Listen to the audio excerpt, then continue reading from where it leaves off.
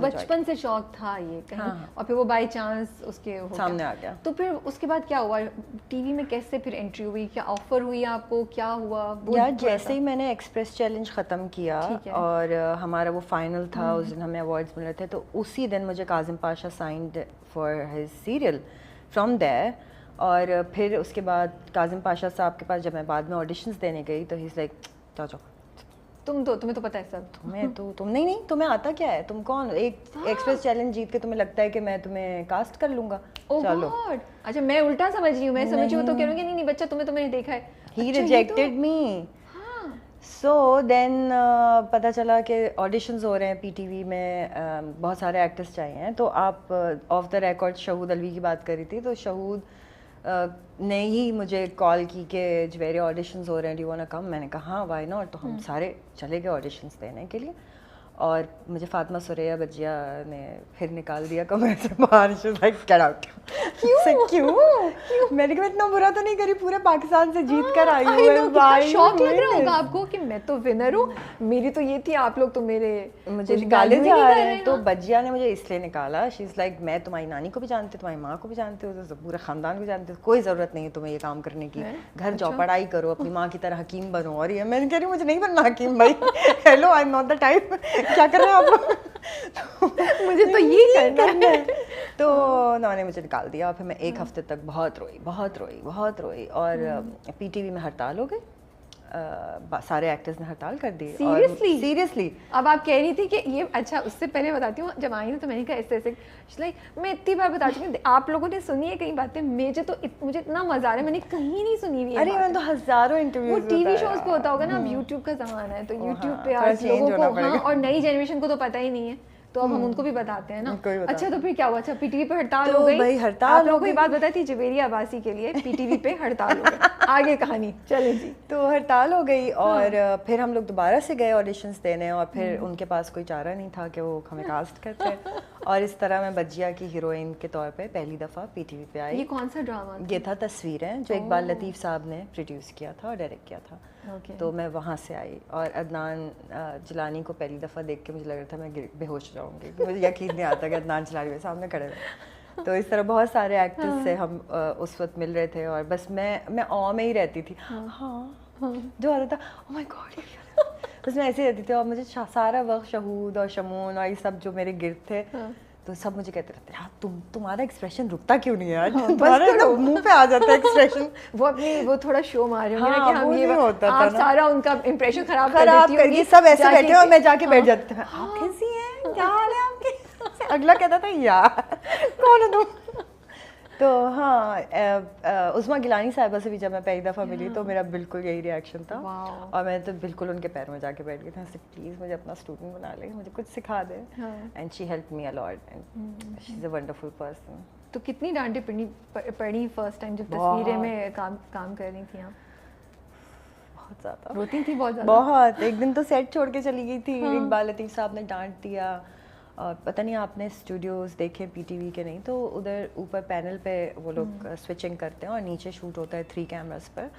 تو جب وہاں سے کوئی آواز لگتی ہے نا تو پورے اسٹوڈیو میں گونجتی ہے. وہ ایسے پرسنلی نہیں ہوتا کہ بیٹا آپ نے صحیح نہیں کیا, دوبارہ کر دیں, 4 لوگوں کو نہیں پتا, نہیں, وہ پورے خاندان کو پتا ہوتا ہے کیا ہو رہا ہے. تو وہ ایک دن انہوں نے مجھے بہت زور سے ڈانٹ دیا, اور مجھے عادت نہیں تھی کیونکہ گھر میں بھی کوئی اس طرح نہیں ڈانٹتا, اور مجھے میرے ماموں نے پالا ہے اور خالہ نے, تو امی کا بھی کوئی زور نہیں ہے میرے اوپر, اور کوئی مجھے کچھ کہہ ہی نہیں سکتا تھا.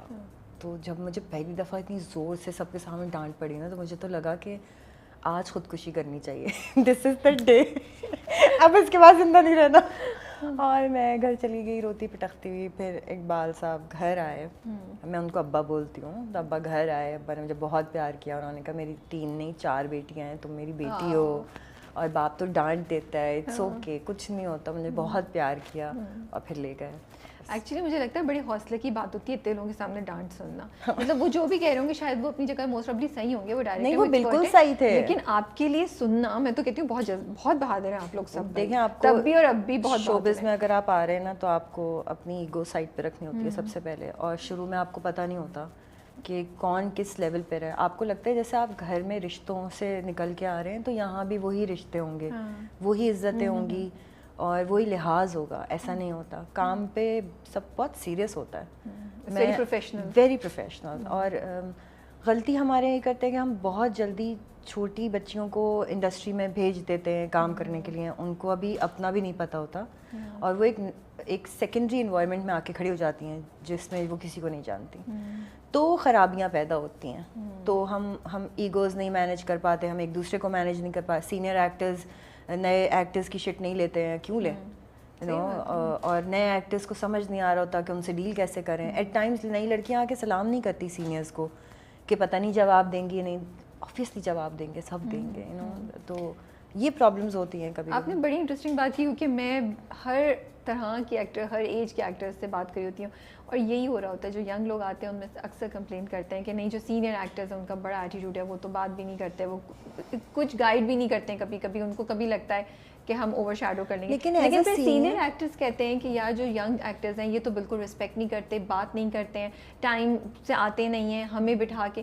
سو دونوں سائڈ کی اتنی مجھے اب آپ کہہ رہی ہیں تو مجھے لگ رہا ہے مس کمیونیکیشن اور تھوڑی ایگوز کا مسئلہ ہے تھوڑا سا, اور تھوڑا شاید تربیت کا بھی مسئلہ ہے.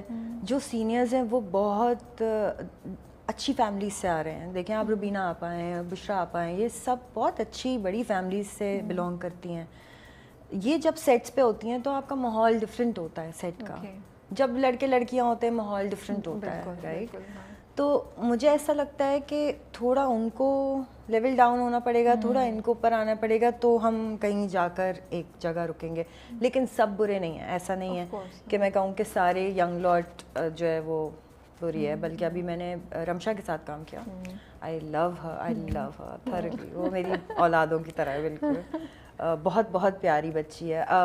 ابھی میں اشنا کے ساتھ سیریل کر رہی ہوں, مجھے بہت مزہ آیا. علی عباس تھے کسی پٹی محبت میں, اور شہنائی میں تو آپ دیکھیں لڑکیاں ہی لڑکیاں ہیں, کتنی ساری ہیں نا, اور وہ سب اتنی پیاری ہیں.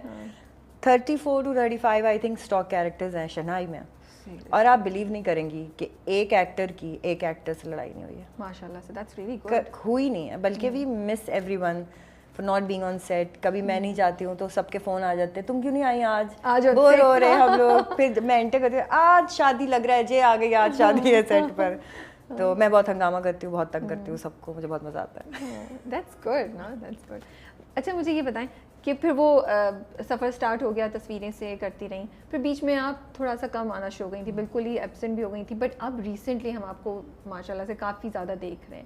تو کیا ہوا؟ کہیں میں نے ایک جگہ سنا تھا آپ نے کہا اسکرپٹس ویسے نہیں آ رہے, ٹائم چینج ہو گیا ہے, تو اب کیا اسکرپٹس آپ کو بہتر اویلیبل ہونا شروع ہو گئے ہیں, یا آپ کی زندگی کے بھی تو اسٹیجز ہوتے ہیں نا, آپ کی زندگی کا اسٹیج بھی وہ آ گیا جہاں آپ نے چیزیں خود سے اپنے مائنڈ میں چینج کر لیں اور اب آپ بیک ٹو اسکرین ہیں, کیا ہوا؟ بالکل تم نے صحیح کہا کہ لائف چینج ہوتی ہے.